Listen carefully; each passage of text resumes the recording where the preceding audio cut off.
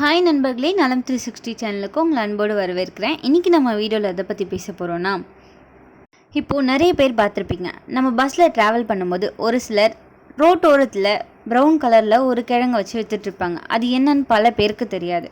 அதுதாங்க பனங்கிழங்கு. பனங்கிழங்கு அப்படின்றது பனைமரத்தோட அடியில் பனைமர விதையிலேருந்து முளைச்சி வரும்போது கிடைக்கும் ஒரு இயற்கையான ஆரோக்கிய செல்வம்னு சொல்லலாம். இதை நம்ம ஊரில் சிலர் பனங்கிழங்கு, பனைமரக்கிழங்கு அப்படின்னு அழைப்பாங்க. இது சுவையிலும் சத்திலும் ஆரோக்கியத்திலும் ரொம்பவே சிறந்தது. நம்ம ஊரில் பனங்கிழங்கு சாப்பிட்றது ஒரு பழமையான பழக்கம். முன்னோடிகள் குளிர்ச்சியை தரும் இயற்கை மருந்துன்னு இதை சொல்லுவாங்க. அப்படிப்பட்ட இந்த பனங்கிழங்கோட நன்மைகள் என்ன, இதோட பக்க விளைவுகள் என்ன, இதை யாரெல்லாம் சாப்பிடலாம், யாரெல்லாம் சாப்பிடக்கூடாதுன்றதை பற்றி தான் இந்த வீடியோவில் நம்ம தெரிஞ்சுக்க போகிறோம். அதுக்கு முன்னாடி நலம் 360 சேனலை சப்ஸ்கிரைப் பண்ணாதவங்க சப்ஸ்கிரைப் பண்ணிக்கோங்க. மறக்காமல் பெல் ஐக்கானை ப்ரெஸ் பண்ணிக்கோங்க. வாங்க வீடியோக்குள்ளே போகலாம். இந்த பனங்கிழங்கு ஒரு நார்ச்சத்துக்கு மூல ஆதாரமாக உள்ளது. குடல் அழற்சி, வயிற்று மந்தம், மலச்சிக்கல், செரிமானமின்மை போன்ற பிரச்சனைகளுக்கு பனங்கிழங்கு சிறந்த உணவுன்னு சொல்லலாம். கிராமப்புறங்களில் நம்ம ட்ராவல் பண்ணும்போது இந்த பனங்கிழங்கை பார்க்காத இடமே இருக்காது. குறிப்பாக ஜனவரியிலேருந்து மார்ச் மாதம் வரை இந்த பனங்கிழங்கு சீசன்னு சொல்லுவாங்க. பனங்காயை மண்ணில் புதைச்சி அது குருத்தாக வளர தொடங்கும் போது பிடுங்கி வருவாங்க. அவ்வாறு பிடுங்கப்படும் பனைமரத்தோட வேர்கள் தான் இந்த பனங்கிழங்கா. இந்த பனங்கிழங்கு வெறும் சுவையை மட்டும் தர்றது இல்லைங்க, எண்ணற்ற நன்மையை நம்ம உடலுக்கு தருது. அது என்னென்னு இப்போ தெரிஞ்சுக்கலாம். இந்த பனங்கிழங்கு நார்ச்சத்துக்கு ஒரு மூலாதாரமாக இருக்குது. குடல் அழற்சி, வயிற்று மந்தம், மலச்சிக்கல், செரிமானமின்மை போன்ற பிரச்சனைகளுக்கு பனங்கிழங்கு சிறந்த உணவுன்னு சொல்லலாம். கால்சியம் சத்து நிறைந்தது. தசை வளர்ச்சிக்கும் வலு பெறுவதற்கும் பனங்கிழங்கு மிகவும் நல்லது. எலும்புகளின் உறுதித்தன்மைக்கும் பற்களின் ஆரோக்கியத்திற்கும் பனங்கிழங்குல நிறையவே பலன் கிடைக்கும். இதனால தான் வயதான காலத்தில் ஏற்படுற எலும்பு தொடர்பான பிரச்சனைகள், எலும்பு புரை, எலும்பு மச்சை, மூட்டு அலர்ச்சி போன்ற பிரச்சனைகளை வராமல் நம்ம தடுக்க முடியும். Low glycemic index. உணவில் உள்ள கார்போஹைட்ரேட் ரத்தத்துக்கு குளுக்கோஸ் அளவில் எப்படி தாக்கத்தை ஏற்படுத்துது அப்படின்றத பொறுத்து தான் கிளைசமிக் இண்டெக்ஸ் காணப்படுது.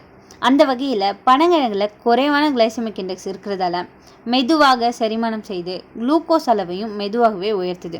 எனவே தான் இது சர்க்கரை நோயாளிகளுக்கு சிறந்ததாக கருதப்படுது. புரோட்டீன் நிறைந்தது.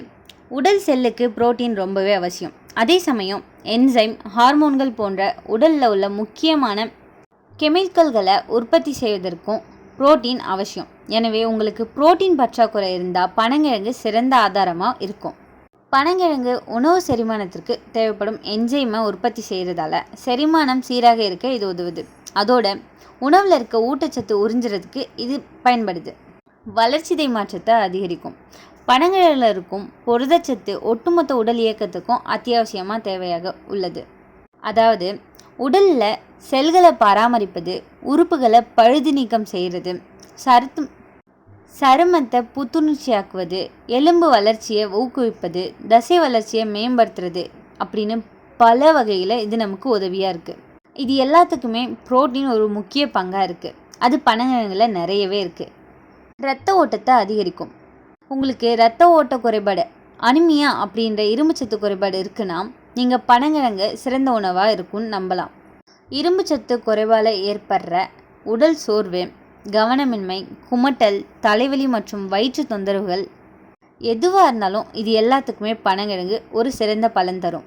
இது சிவப்பு இரத்த செல்களை பராமரித்து உடலுக்கு தேவையான இரும்பு சத்தை கொடுக்குது. இதனால் உடலில் இரத்த ஓட்டம் சீராது, உறுப்புகளுக்கு தேவையான ஆக்சிஜனும் கிடைக்குது. ஒரு சில உணவுகளில் மட்டும்தான் அதிக ஊட்டச்சத்தும் குறைவான கலோரியும் கொண்டிருக்கும். அந்த வகையில் பனங்கிழங்கு மிகச்சிறந்த உணவுன்னு சொல்லலாம். நீங்கள் உடல் எடையை குறைக்க முயற்சியில் இருக்கிறீங்கன்னா இந்த பனங்கிழங்கு ஒரு நல்ல டயட் உணவாக நீங்கள் எடுத்துக்கலாம். நார்ச்சத்து நிறைஞ்ச உணவு அப்படின்றதால நீண்ட நேரம் பசி இல்லாமல் வயிற்றை நிறைவாக வச்சுருக்கும். இதனால் தேவையற்ற கிரேவிங்ஸை குறைக்கும். இதய ஆரோக்கியம். பனங்கிழங்கு ஒமேகா 3 ஃபேட்டி ஆசிட்டிற்கு சிறந்த மூலமாக இருக்கிறதால நல்ல கொலஸ்ட்ராலை அதிகரிக்கும் உணவாக இது இருக்குது. இதனால் கெட்ட கொலஸ்ட்ராலின் அளவை கணிசமாக குறைக்குது. ஒமேகா 3 இருந்தாலே நோய் அழற்சி பிரச்சனைகளுக்கு பலன் தரும். எனவே இயற்கையான முறையில் இதய நோய்களுக்கு இது நல்ல பலன் தருது. இதய ஆரோக்கியத்தை மேம்படுத்துது. பனங்கிழங்கு சிறந்ததாக உள்ளது. பொட்டாசியம் தேவையையும் பனங்கிழங்கு பூர்த்தி செய்கிறதால இரத்த குழாய் அடைப்பையும் தடுக்குது. இதனால் மாரடைப்பு, பக்கவாதம் போன்ற பாதிப்புகள் வராமல் தடுக்க இது உதவியாக இருக்குது. நோய் எதிர்ப்பு சக்தியும் அதிகரிக்குது. பனங்கிழங்குல நல்ல பலன் அளிக்குது. விட்டமின் சி நிறைஞ்சிருக்கிறதால நோய் தொற்றுக்களை எதிர்ப்பதோடு வெள்ளை இரத்த செல்களை அதிகரிக்கவும் இது செய்யுது. விட்டமின் ஏ இருக்கிறதால ஆன்டி ஆக்சிடென்ட்கள் கிடைக்குது.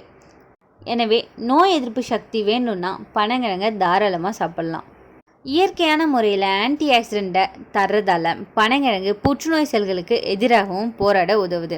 Vitamin C, vitamin A, amino acid, protein என அனைத்தும் ஒன்று சேர கிடைக்கிறது இந்த பனங்கிழங்குல.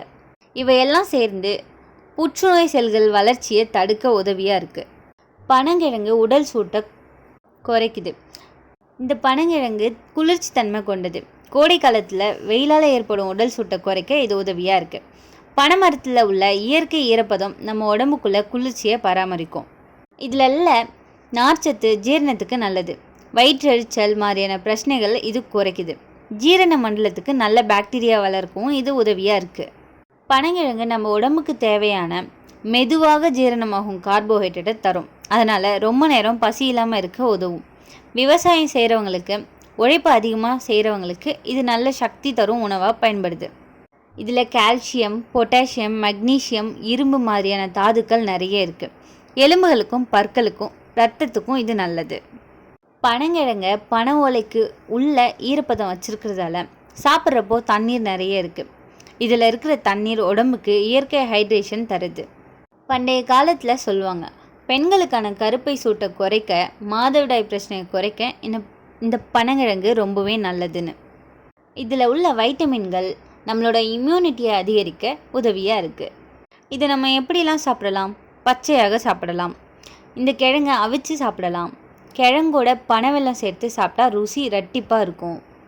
இதில் கவனிக்க வேண்டிய விஷயம் என்னென்னா, அதிகமாக சாப்பிட்டா வயிற்றுப்போக்கு ஏற்படலாம். பனங்கிழங்கு குளிர்ச்சி தன்மை கொண்டது. அதனால் ஒரே நேரத்தில் அதிகமாக சாப்பிட்டா வயிற்றுப்போக்கு, வயிற்று வலி தர வாய்ப்பு இருக்குது. சிறுநீரக பிரச்சனை இருக்கவங்க கவனமாக சாப்பிடணும்.